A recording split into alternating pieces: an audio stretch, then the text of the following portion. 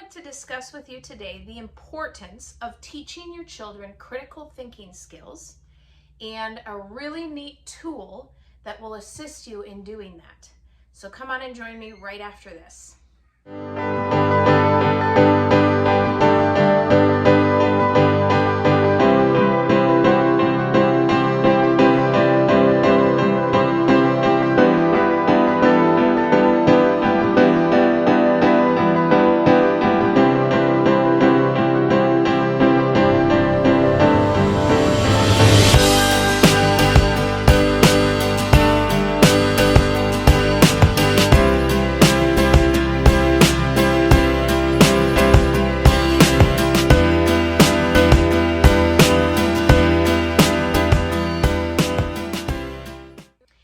Welcome back. I am Cassie Deputy from Deputy Tribe. If you're new here, welcome. I am a homeschooling mom to 8 children, and on this channel we talk a whole lot about home educating, child training. We do a lot of reviews on curriculum and other cool products that are out there.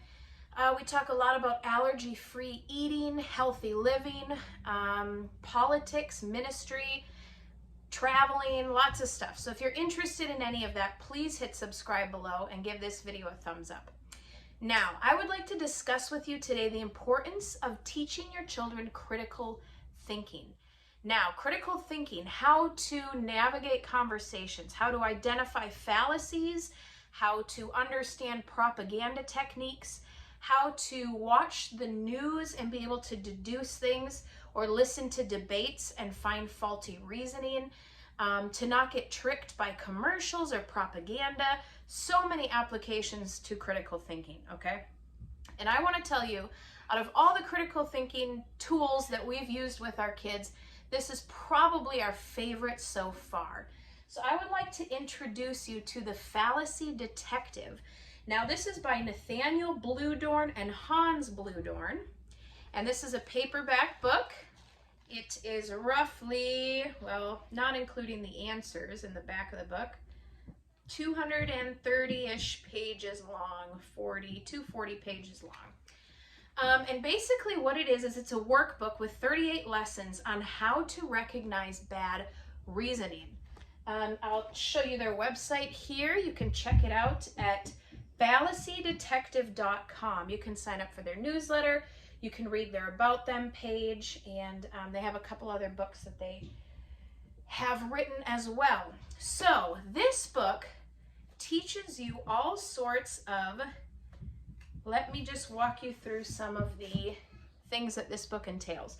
Now it talks about the inquiring mind, and it explains to kids why it's important to exercise your brain. And it has examples. I'll walk you through some of the stuff it has. It also talks about avoiding the question. We talk a lot about the red herring fallacy, ad hominem attack. I don't know how to say these things very well, but the straw man.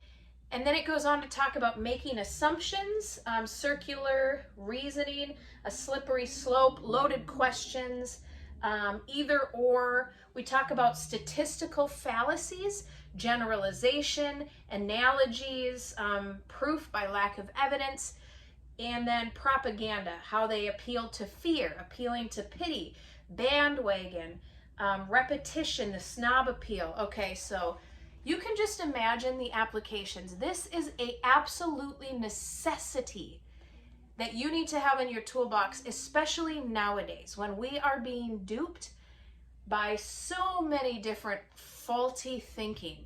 I mean, it was incredible going through some of this book with my children and watching the news and listening to debates and discussing topics that are hot right now, because we also, with our children, watch the news on a regular basis, and we pause things, we discuss things, we have them pick out faulty logics, and this book has really equipped us as parents to teach them faulty reasoning. So let me just walk you through a couple lessons. There's lots of comics, which is really fun. And this was intended to be a workbook. So here you have like a lesson, and it's really an interactive lesson. So all the kids are really sucked in, they're listening. All my kids, all the way down to my 3-year-old. So my 10-year-old's almost 11, all the way down to my 3-year-old, love and listen to this book. They give examples of conversations, so they discuss things and they give examples. And then they have the exercises at the end of each chapter. Now these, I think you're supposed to fill these in with a pencil, but what we did instead is we as a group answered these and discussed our ideas and why we thought the way that we thought. So my favorite chapter was definitely lesson 4 so far. We're not very far through the book, we're maybe a third of the way through it, was the red herring chapter. So we learned a lot about what a red herring is, and they give conversation examples. And it's actually quite a skill that you kind of have to refine to identify red herrings, but they have some comics. What is not a red herring? And then exercises. So some of the questions was, son. The son says, why can't I go see the Day of the Spatulas with my friends? Dad says, because January 1st falls on a Wednesday this year. Is that a red herring or is that not a red herring? So then some of the kids say, yeah, it's a red herring. Some of them say, no, that's not a red herring. And they all have to explain and defend their point. And then all the answers are in the back of the book. So some of them are really challenging questions. Some of them are goofy, like that one. Let me see. We talk about recognizing red herrings. And let me see. Here's one that was a little bit tricky. Presidential candidate, when asked whether he ever used drugs, replied, no, I have never touched this stuff in my life. Is that a red herring or is that not a red herring? Presidential candidate asked whether he has ever cheated on a test in school. I don't think that's any of your business. I don't think I have to answer questions like that, so I'm not going to say. Is that a red herring or is that not a red herring? And then we talked about special pleading. And if you don't know what these things are, then I really hope that it inspires and intrigues you to pick this book up. Because after having gone through this, let me tell you, even my son is 5. And he was picking up red herrings in conversations. He would ask his dad something, and his dad would reply completely off topic. And he'd go, red herring, red herring. It was just the most hilarious thing in the world. So I really recommend this book. I absolutely recommend this book. How we used it was every morning we watch a 10-minute news clip together and we talk about current events, and then I would pull this out and we'd read a chapter together. And both of these together kind of got our brains working. We had just finished eating. Most of us have a cup of coffee or bone broth that we're sipping on, and we would really just kind of get our minds working with an exercise from this book. Issue.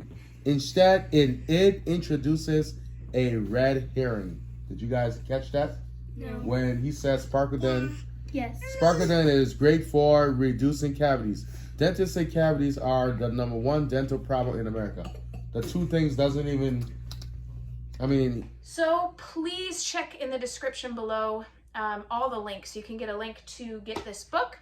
I will also include a link below where you can read other reviews on the Fallacy Detective, as well as Archie and Zoe, which is another book written by these Nathaniel Bluedorn and Hans Bluedorn. So check those out.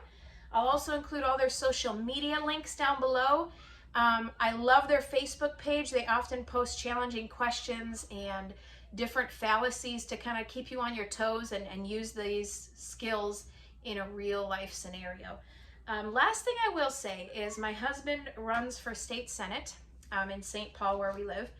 And reading through this book, especially with him, there was all these like, oh my gosh, because he does a lot of like debates and interviews, and then the news media interviews him a lot, or they'll write articles on him, and the faulty bad reasoning that people use is absolutely hilarious now that we have names for them and we can identify them.